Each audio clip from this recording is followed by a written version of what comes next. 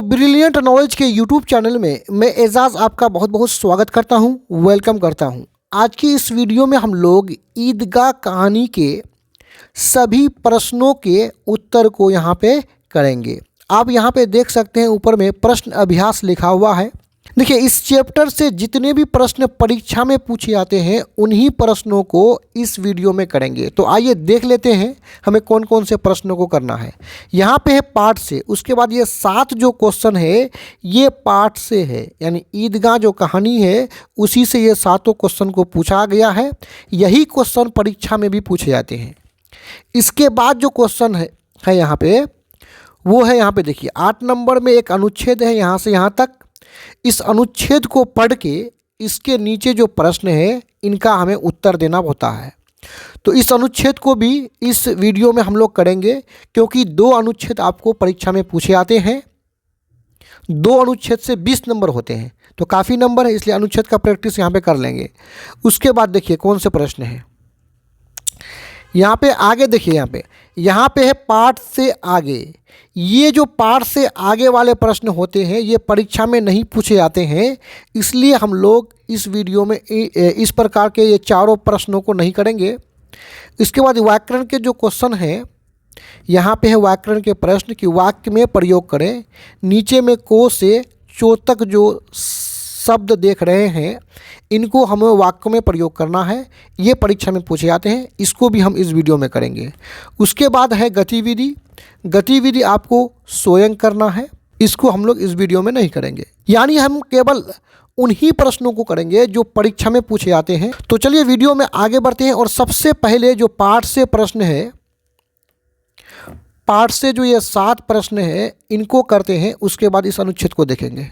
तो देखिए पहला प्रश्न यहाँ पे है कि ईद के दिन अमीना क्यों उदास थी। यानी ईद के दिन अमीना उदास थी, मायूस थी, दुखी थी, तो क्यों थी, इसी को हमें उत्तर में बताना है, जवाब में बताना है। देखिए इसके उत्तर में जाने से पहले मैं आपको थोड़ा इस कहानी का थोड़ा सा सारांश बता देता हूँ। इस कहानी में एक हामिद नाम का बच्चा है, ठीक है, और हामिद का जो माता पिता है वे मर चुके हैं, डेथ कर चुके हैं। हामिद अब अपना दादी अमीना के पास रहता है। आज ईद का दिन है और हामिद ईदगाह नमाज पढ़ने जाना चाहता है, लेकिन उसकी दादी सोच रही है कि हामिद को अकेले ईदगाह नमाज पढ़ने कैसे दें, से अकेले जाने दे उसको। उसके बाद फिर हामिद ईदगाह जाता है, वहाँ पे खिलौने ना लेकर के एक चिमटा लेता है, फिर घर आता है। यही कहानी है। तो इसके पहला क्वेश्चन क्या कि ईद के दिन अमीना उदास क्यों थी। तो उत्तर में देखिए, ईद के दिन अमीना इसलिए उदास थी क्योंकि आज ईद का दिन और उसके मतलब अमीना के घर में खाने के लिए एक भी दाना नहीं है। एक भी दाना नहीं है मतलब अनाज है ही नहीं। पहला बात से तो इस बात से उदास थी अमीना। और दूसरा बात देखिए क्या था, माँ बाप के मर जाने के बाद, हामिद का माँ बाप मर चुके थे, मर जाने के बाद हामिद अपनी दादी अमीना के साथ रहता था। गांव के बच्चे अपने अपने बाप के साथ मेला जा रहा है। यानी गांव के, अब देखिए यहाँ पे हामिद का माँ बाप तो पहले ही मर चुका है और ईद के दिन गांव के सभी बच्चे अपने बाप के साथ मेला जा रहे हैं। मेला का मतलब ईदगाह जा रहे हैं। ईदगाह में जो दुकान वगैरह लगा हुआ है ना, उसी को यहाँ पे मेला कहा गया है। तो सब मेला जा रहा है और हामिद को कैसे अकेले मेला जाने दे, कहीं खो जाए तो क्या होगा। दूसरा, इस बात से जो है अमीना घर में उदास थी। अब आगे चलेंगे और दूसरा क्वेश्चन को देख लेते हैं। देखिए क्वेश्चन नंबर 2 है, हामिद मिठाई या खिलौने के बदले चिमटा पसंद करता है क्यों। यानी हामिद, देखिए हामिद 3 पैसा लेकर के ईदगाह जाता है, मेला जाता है, और मेला में हामिद ना खिलौना लेता है ना खाने के लिए मिठाई लेता है, बल्कि एक चिमटा लेकर के आता है। चिमटा हम उसको बोलते हैं जिससे तवे से रोटी को उठाया जाता है। तो हामिद चिमटा को पसंद करता है, तो क्यों करता है इसको हमें उत्तर में बताना है। तो आइए देख लेते हैं। देखिए अब तो उत्तर में हामिद मिठाई या खिलौने के बदले चिमटा इसलिए पसंद करता है क्योंकि वह जानता है कि रोटियां सेकते समय दादी का हाथ जल जाता है। अब यहाँ समझिए, हामिद हर दिन देख रहा था कि रोटियां सेकते समय दादी का जो है ना हाथ जल जाता है, क्योंकि दादी के पास चिमटा नहीं है और दादी रोटियों को हाथ से उठाती थी, जिससे दादी का हाथ क्या जल जाता था।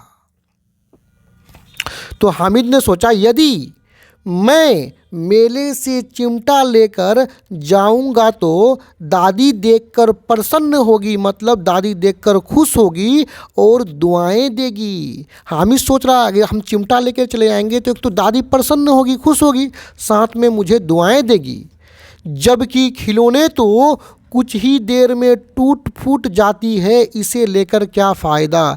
देखिए हामिद एक बड़े बच्चे की तरह सोचता कि खिलौने लेकर क्या फ़ायदा, ये तो टूट फूट जाता है ना। बदले में वो चिमटा लेता है जिससे दादी प्रसन्न होगी, खुश होगी। तो अब नेक्स्ट बढ़ते हैं अगला क्वेश्चन में। देखिए तीसरा क्वेश्चन है, मेला जाने से पहले हामिद दादी से क्या कहता है। यानी देखिए मेला मतलब ईदगाह जाने से पहले उसकी दादी यानी हामिद की दादी घर में उदास बैठी हुई थी। तो देखिए मेला जाने से पहले हामिद दादी से कहता है, क्या कहता है इसको समझिए, तुम डरना नहीं अम्मा। यहाँ अम्मा शब्द दादी के लिए प्रयोग किया गया है, दादी को वो अम्मा बोल रहा है कि तुम डरना नहीं अम्मा, मैं सबसे पहले आऊँगा। यानी उसकी दादी टेंशन में थी कि हामिद को अकेले मेला कैसे जाने दे। तो हामिद अपने दादी को जो है ना तसल्ली दे रहा है, दिलासा दे रहा है कि तुम बिल्कुल ना डरना, मैं सबसे पहले आऊँगा, बिल्कुल ना डरना। देखिए कितना अच्छा से अपना दादी को वो भरोसा दे रहा है। आगे इसका मतलब ये हुआ कि अर्थात हामिद यानी क्या कह रहा है हामिद, देखिए अर्थात हामिद के माँ बाप मर चुके हैं और उनके अकेले मेला जाने पर उनकी दादी मतलब हामिद की दादी उदास थी। यानी हामिद जो मेला अकेले जा रहा था, इस टेंशन में उसकी दादी उदास थी कि हामिद कहीं खो ना जाए, जिसे देखकर हामिद अपनी दादी को दिलासा दे रहा था। अब आगे बढ़ेंगे और चलेंगे अगला क्वेश्चन में। देखिए यहाँ पे चौथा क्वेश्चन है कि मेले में चिमटा खरीदने से पहले हामिद के मन में कौन कौन से विचार आए, कौन कौन से विचार मतलब कौन कौन से सोच आया, क्या क्या वो सोचा, वर्णन कीजिए। यानी चिमटा खरीदने से पहले हामिद क्या क्या सोचा, क्या क्या विचार आया, उसको हमें उत्तर में बताना है। तो देखिए यहाँ उत्तर में, चिमटा खरीदने से पहले हामिद के मन में विचार आया कि खिलौने से क्या फ़ायदा। यानी जब हामिद ने चाहा कि मैं खिलौना खरीदूंगा तो उसके मन में फिर विचार आया कि खिलौने लेकर क्या फ़ायदा। व्यर्थ मतलब बेकार में पैसे बर्बाद होते हैं। बेकार में पैसा क्या होता है, बर्बाद होता है। क्या लेकर, खिलौने लेकर। ये विचार किसके मन में आया, तो हामिद के मन में आया। अब यहाँ देखिए दादी के पास चिमटा नहीं है, वो सोच रहा कि खिलौने लेकर के पैसा क्या होगा, बर्बाद होगा। और ये भी सोच रहा है कि दादी के पास चिमटा नहीं है, यदि मैं एक चिमटा खरीद लूँ तो तवे से रोटियाँ उतारते दादी का हाथ कभी नहीं जलेगा। दादी प्रसन्न होकर, खुश होकर मुझे दुआएं देगी और आस पड़ोस में मेरा तारीफ होगा। अब आगे बढ़ेंगे और अगला क्वेश्चन को देखेंगे। देखिए पांचवा प्रश्न को देखिए, हामिद ने चिमटे को किन किन रूपों में उपयोग करने की बात कही है। यानी हामिद जब चिमटा लेता है और अपने दोस्तों से वो मुलाकात करता है तो अपने दोस्तों के पास वो चिमटे को किन किन बातों में प्रयोग करने की बात कहा है, इसी को हमें उत्तर में बताना है। देखिए, हामिद ने चिमटे को निम्नलिखित उपयोग करने की बात कही है। वो क्या क्या उपयोग है यहाँ पे देखिए। कंधे पर रखा तो बंदूक हो गई, चिमटा के बारे में बोल रहा हामिद। यदि कंधे पर रख लूँ तो क्या हो गई, बंदूक हो गई। हाथ में लिया तो फ़कीरों का चिमटा, फ़कीर जो चिमटा लेकर के घूमता है तो फ़कीरों का चिमटा। चाहूँ तो मंजीरे का काम ले सकता हूँ, एक चिमटा जमा दूँ तो तुम सबके सारे खिलौने की जान निकल जाए। यानी हामिद अपने दोस्तों से कह रहा है, मेरा बहादुर शेर चिमटा। देख रहे हैं हामिद अपने चिमटा का किस प्रकार तारीफ़ किया है, प्रशंसा किया है, किस रूपों में इसका प्रयोग के बारे में कहा है। अब आगे बढ़ेंगे और देखेंगे अगला क्वेश्चन को। अगला क्वेश्चन है, ईदगाह कहानी आपको कैसा लगती है, इसकी मुख्य विशेषता बताएं। तो देखिए उत्तर में, ईदगाह कहानी मुझे बहुत ही अच्छा एवं रोचक मतलब इंटरेस्टेड लगी। इस कहानी की मुख्य विशेषता निम्नलिखित है। सबसे पहला जो यहाँ से पूछा गया कि ईदगाह कहानी आपको कैसा लगा, तो हमें बहुत अच्छा और रोचक लगा। और इस कहानी की जो विशेषताएं हैं, आइए इसको पॉइंट वाइज यहाँ पे दर्शाए हैं, इसको देख लेते हैं। देखिए, पहला विशेषता क्या है ईदगाह कहानी की। कहानी बाल मनोविज्ञान पर आधारित है। बाल का मतलब होता है छोटे बच्चे के मनोविज्ञान पर, उसके दिमाग पर आधारित है कि एक छोटे बच्चे का माता पिता मर चुका है तो वो छोटा बच्चा कैसे सोचता है, उसका मन कैसे कार्य करता है। दूसरा विशेषता है कहानी का रोचक ढंग से प्रस्तुतिकरण। प्रस्तुतिकरण का मतलब होता है हमारे सामने रखना, मतलब कहानी को लिखना ही प्रस्तुतिकरण है। तो ईदगाह कहानी को इतने अच्छे ढंग से प्रस्तुत किया गया है कि कहानी को पढ़ने के बाद आंख में आंसू आ जाता है। तो कहानी को काफ़ी रोचक ढंग से, इंटरेस्टेड ढंग से क्या किया है, प्रस्तुत किया गया है। अगला देखिए विशेषता, रिश्ते की गहराई एवं प्यार का समझ कराती है। यानी हामिद का माता पिता मर चुका है और वो अपने दादी के पास रहता है, तो दादी और पोते के रिश्ते की गहराई और जो प्यार है ना, वो देख करके हमें पता चलता है कि किसी भी रिश्ते की गहराई और प्यार होता क्या है, ये समझ कराता है हमें। आगे देखिए, कहानी का मर्मिक वर्णन, यानी कहानी को काफ़ी अच्छे ढंग से प्रस्तुत किया गया है। मर्मिक ढंग से मतलब ये हुआ कि कहानी को पढ़ने के बाद आपका कलेजा कसोटने लगेगा, काफ़ी दुख होगा कि ये हामिद जो है अपने दादी के साथ किस प्रकार रहता है। अब आगे बढ़ेंगे हम लोग और चलेंगे अगला क्वेश्चन में। देखिए यहाँ पे 7वां प्रश्न है, चिमटा देखकर अमीना के मन में कैसा भाव जगा। यानी चिमटा को देखने के बाद अमीना के मन में कैसा भाव जगा, इसी को हमें उत्तर में बताना है। तो देखिए यहाँ पे चिमटा, हामिद जब मेला से चिमटा लेकर के आया, अपने दादी को दिखाया, तो अमीना देखो क्या रिएक्ट कर रहा है अमीना। चिमटा देखकर अमीना के मन में आश्चर्य एवं स्नेह का भाव आया। आश्चर्य मतलब हैरानी और स्नेह मतलब प्यार का भाव आया। हामिद की ओर देखकर कहने लगा, ये कैसा बेसमझ लड़का है, ना कुछ खाया ना कुछ पिया, लाया क्या चिमटा। यानी सिंपल सा बात है, हामिद का दादी का नाम क्या है, अमीना। अमीना हामिद को कुछ रुपया देती है और कहती है जाओ तुम ईदगाह में कुछ खा पी लोगे। लेकिन हामिद कुछ नहीं खाता है, ना कोई खिलौने लेता है, भूखा प्यासा जाता है। उनके दोस्त मिठाई वगैरह खाता है, वो उनके तरफ देखता है, लेकिन ये कुछ नहीं खाता है और लाया क्या, एक चिमटा। इससे अमीना आश्चर्य भी थी और हामिद के ऊपर स्नेह मतलब प्यार भी आ रहा था। आया क्या, चिमटा। यहाँ तक तो हो चुका है। दूसरी ओर दादी को हामिद पर स्नेह मतलब प्यार आया।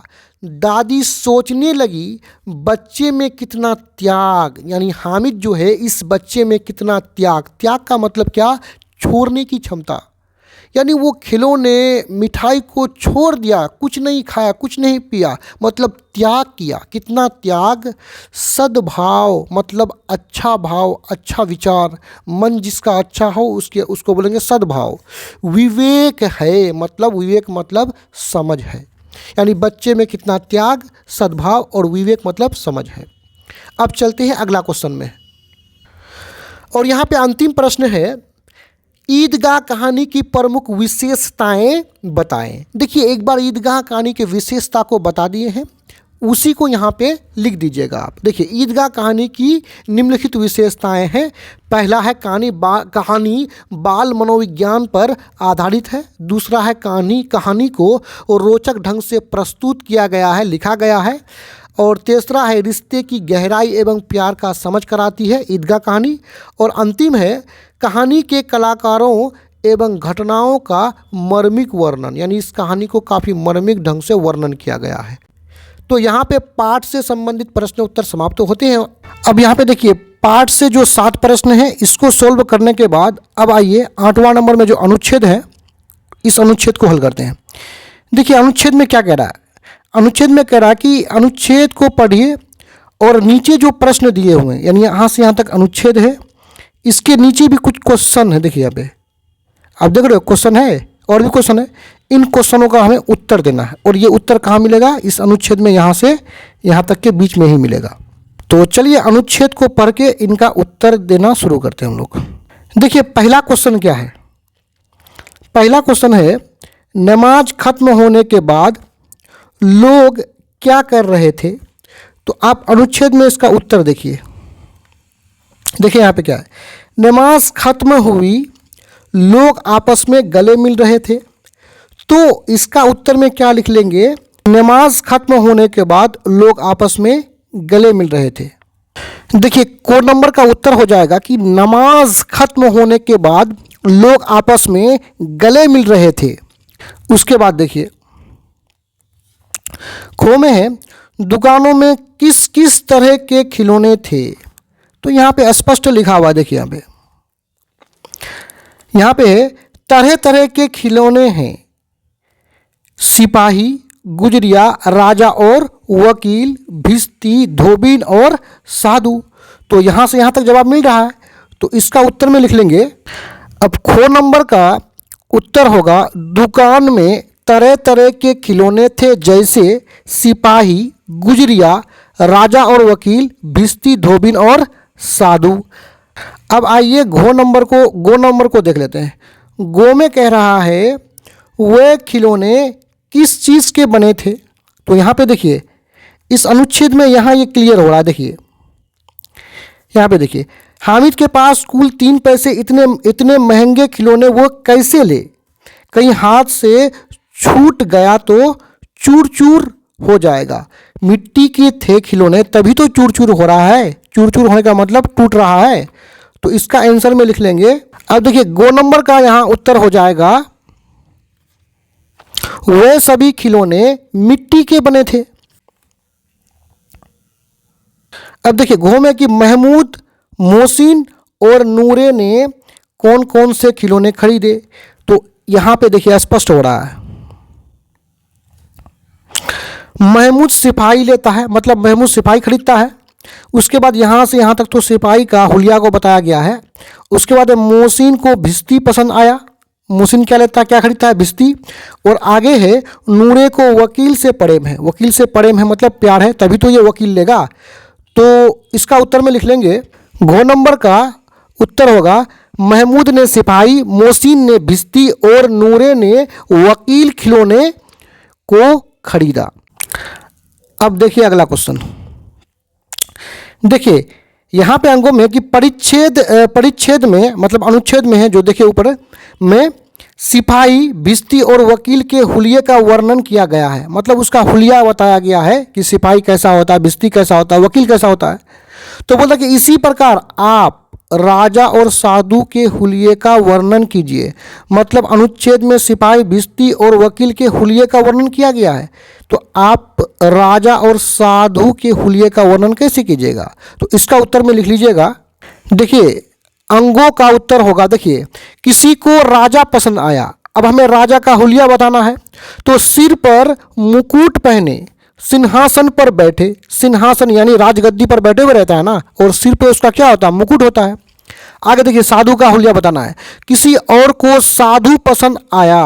अब साधु का हुलिया देखिए आगे, लंबी दाढ़ी और मस्तक पर रामानंदी टीका। मस्तक यानी कपाल पर उसका क्या होता है? टीका होता है। अब आगे देखिए यहाँ पे बोला कि अनुच्छेद में आए विशेषण शब्द को छांट कर लिखिए। कौन सा शब्द? विशेषण शब्द। तो विशेषण शब्द हम उस शब्द को बोलते हैं जो किसी नाम का विशेषता बताए। यानी कोई अच्छा लड़का है, यहाँ पे है अच्छा लड़का, तो लड़का कैसा है? लड़का एक नाम है। लड़का कैसा है? अच्छा है, तो अच्छा विशेषण है, क्योंकि ये लड़के का विशेषता बताता है, उसका गुण बताता है कि वो अच्छा है। तो इसी प्रकार अनुच्छेद में कौन कौन से विशेषण आए हैं, उन विशेषण को यहाँ पे छांटना है। देखिए मैं बता दूं कहाँ कहाँ विशेषण है। देखिए यहाँ पे आप एक शब्द देख रहे हैं, खाकी वर्दी। वर्दी का रंग कैसा है? खाकी। मतलब वर्दी का विशेषता गुण है कि वो खाकी है, तो खाकी विशेषण हुआ। लाल पगड़ी, पगड़ी का कलर क्या है? लाल है, तो यहाँ लाल विशेषता है। पगड़ी का विशेषता क्या बता रहा है? कि वो लाल है। आगे पढ़ने पर देखिए, बिस्ती पसंद आया कमर पर, देखिए यहाँ पे काला चोंगा है, तो चोंगा का रंग कैसा है? काला है, तो ये काला विशेषण हुआ। और सफ़ेद अचकन, तो अचकन कैसा है? सफ़ेद, ये भी सफ़ेद भी विशेषण है। और अंत में है यहाँ पे देखिए महंगे खिलौने। खिलौने कैसे हैं? महंगे हैं, तो ये महंगे भी क्या हो गया? विशेषण। तो इसका जवाब हम लोग लिख लेंगे। 4 नंबर का उत्तर देखिए, अनुच्छेद में आए विशेषण खाकी, लाल, काला, सफ़ेद और क्या है? महंगे हैं। उसके बाद अंत में एक क्वेश्चन है, आइए उसको देख लेते हैं। देखिए यहाँ पे है वर्दी और पोथी, पोथा के समानार्थी लिखिए। समानार्थी मतलब एक ही अर्थ रखने वाला। तो वर्दी का अर्थ क्या होता है? वर्दी का अर्थ होता है पोशाक, और पोथा का अर्थ होता है पुस्तक। तो लिख लेंगे उत्तर में। 6 का उत्तर होगा, देखिए वर्दी का समानार्थी शब्द पोशाक, और पोथा का क्या होता है? पुस्तक होता है। देखिए यहाँ पे जो व्याकरण के प्रश्न हैं, आइए उसको समझते हैं और उसको हम लोग हल करेंगे यहाँ पे, यानी उसका उत्तर देखेंगे। देखिए यहाँ पे है वाक्य में प्रयोग कीजिए, यानी आपके पुस्तक में ये को नंबर में मुहावरा दिया हुआ है। इस मुहावरे के यहाँ पे अनुच्छेद के प्रश्न समाप्त होते हैं। चलते हैं व्याकरण के प्रश्न। जो यहाँ से यहाँ तक है, रंग जमाना जो मुहावरे है, इसको हम लोग वाक्य में प्रयोग किए हैं। जैसे वाक्य में प्रयोग करने का मतलब यहाँ से यहाँ तक जो आप वाक्य लिखे, लाइन लिखे, इस वाक्य में रंग जमाना शब्द आना चाहिए। जैसे यहाँ पे देखिए रंग जमा दिए आया है, तो इस रंग जमाना को हम लोग वाक्य में प्रयोग कर चुके हैं।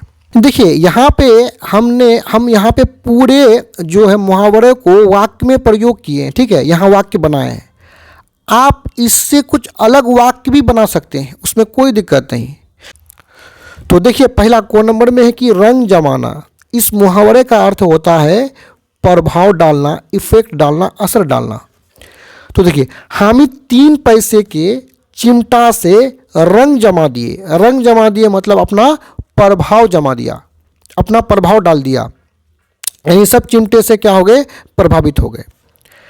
आगे है खो में गदगद होना, इस मुहावरे का अर्थ होता है खुश होना, प्रसन्न होना। तो देखिए बच्चे खिलौने लेकर गदगद हो गए, यहाँ पे आया है गदगद, गदगद हो गए, यानी मुहावरे गदगद होना को हम लोग यहाँ पे प्रयोग कर लिए हैं मुहावरे में।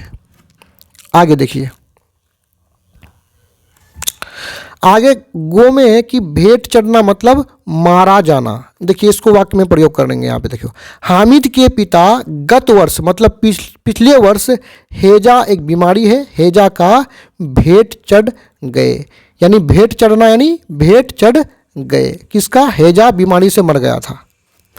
घो में देखिए बाल बांका ना होना मतलब कोई नुकसान न होना।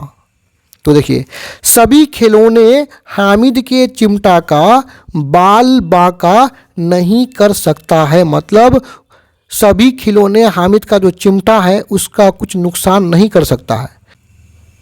आगे देखिए अंगों में पैर में पर लगना मतलब खूब तेज चलना। तो ईदगाह जाने के क्रम में मतलब ईदगाह जाने के दौरान जैसे बच्चे के पैरों में पर लग गया था मतलब काफ़ी तेज़ी से ईदगाह जा रहा था खुशी से बच्चे। चो में है कुबेर का धन मिलना, यानी काफ़ी धन मिलना, बहुत सारा धन मिलना, ऐसा कि बहुत सारा धन मिलना। तो देखिए बच्चे बार बार जेब को देखते थे। क्यों जेब को देखते थे? देखिए क्योंकि उनको जो कुबेर का धन मिल गया है, यानी बच्चे को जो 2 4 5 पैसा दिया था अपने पॉकेट में रखा था, बच्चे के लिए तो ये बहुत काफ़ी धन हो गया ना, इसलिए वो बार बार अपना जेब को देख रहे थे।